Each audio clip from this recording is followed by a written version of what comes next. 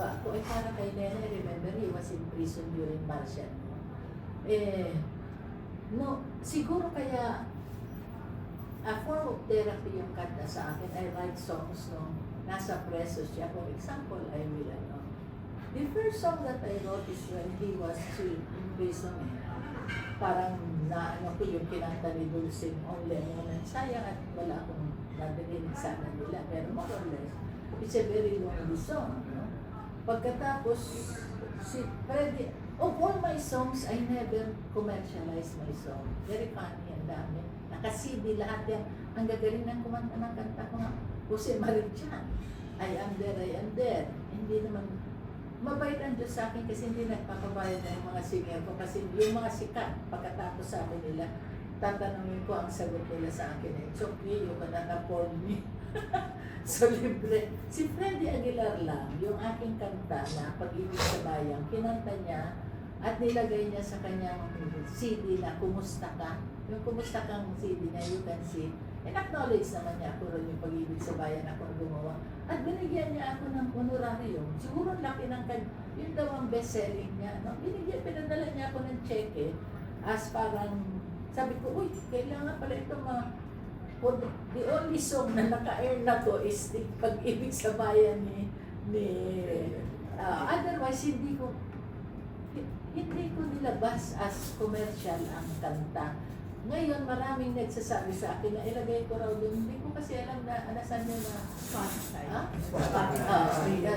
Yeah, I think I will do that. I'll ask somebody to do it. Wala akong kaalam-alam sa lahat, diba? Kasi magaganda naman at magagaling naman ang kumanta. Like, singer ko si Dulce, si Nora Honor. Nora Honor. Ay, ito, maganda sana maano. Last song ni Nora, yung aking kanta na Itay. Okay, hindi na-publish yung Itay na yan, hindi na siya kumanta. Hindi siya naningil din sa akin.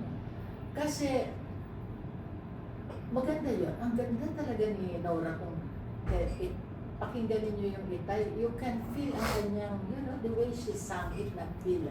Itay, pati Itay na mini-mention, no? Pero the way she sang it, napipil mo yung Itay sa, pagdating ni Clarice, baka may recording siya naman. Si Nora Honor, Freddy Aguilar, si Jose Marichan, si Dulce, sila si mag-asawang si Isay at saka si Robert si Robert, si Bimbo Cerudo, sino pa ito, sino itong Isay na Imelda ko siya. Pinky Marquez. Ay, play yung Cory the Musical. Ang Imelda doon, si Pinky. Ang Marcos, si Robert Senya. Ang Cory, si Isay. Ganda ng play na yun. Pero, ang dami kong na-produce na play na, ang dami rin nanonood, pero very few can watch it, diba? While a movie, kaya itong nasa Ancestors, nakikita ko kasi, halimbawa, mayroong isang babae we produced na sa Ancestors mga 10 or 15 years ago. Pagkatapos nung kapanahunan ni Duterte, may isang babaeng sumabi na pagkat niya, sabi niya, Bing, nasaan na ba yung play na about death penalty? Sabi niya gano'n. Kasi siguro naguguluhan siya sa pangyayari. Sabi ko, pag gano'n, naririnig ko yun, I find it as not only you telling me, but maybe somebody is telling you to tell me. So, pagka gusto ng Panginoon, sabi ko nga, i-produce ko ulit yung play. So, nilabas ko actually. Pero CCP ang nilabasan noon at saka sa El Shaddai nilabas. Pero, naisip ko rin, bakit hindi gawing nationwide? Kasi sa awa ng Diyos, buhay ninyo yan eh. You lose faith sometimes, di ba? Pagkatapos, ano ang problema ng movie natin? Electoral cheating. Nabuntisan, ilandering hasta, mga walang pakialam na tao. Yun ang problem natin.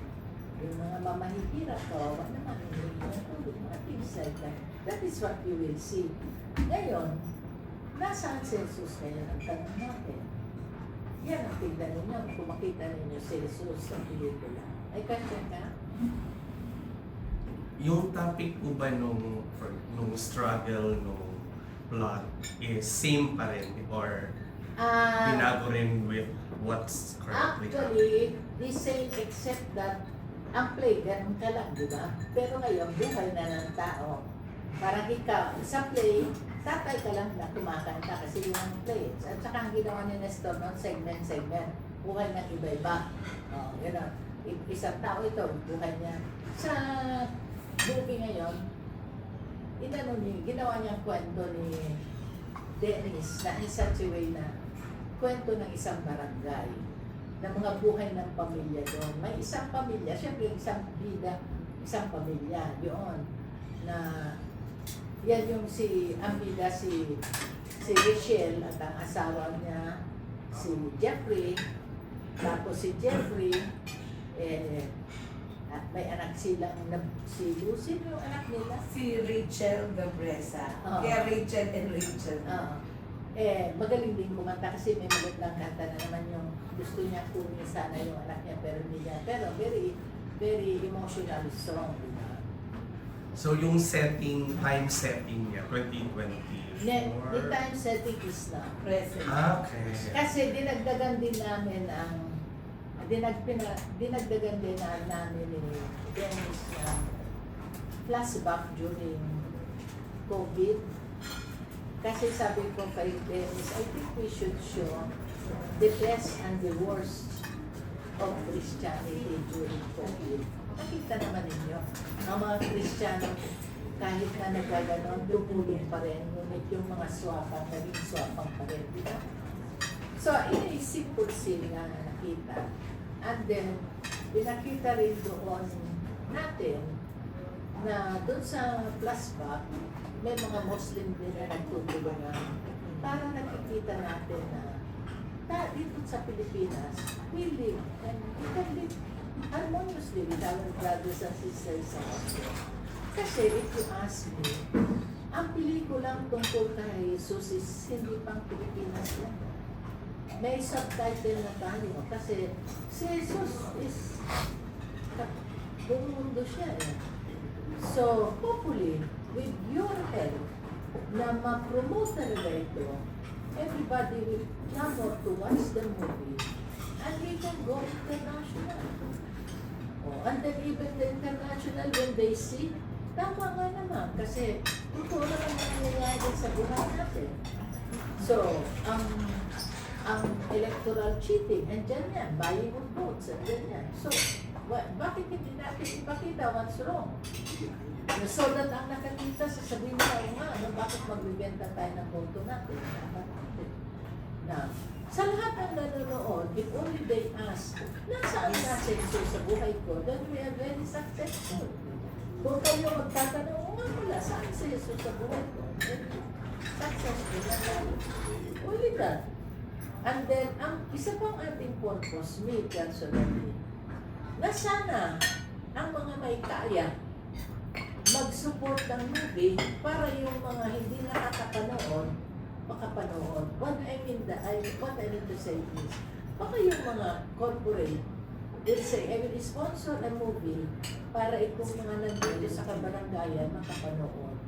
Ngayon yung mga kabaranggayan na never in their lives na makapasok sa isang aircon na movie at medyo magandang upuan, na ma-experience nila yan, I'm happy. Yun lang. So, wala tayong masyadong maraming corporate na makikita yung sponsor kasi I hope that they will sponsor after they see it. Balik yan.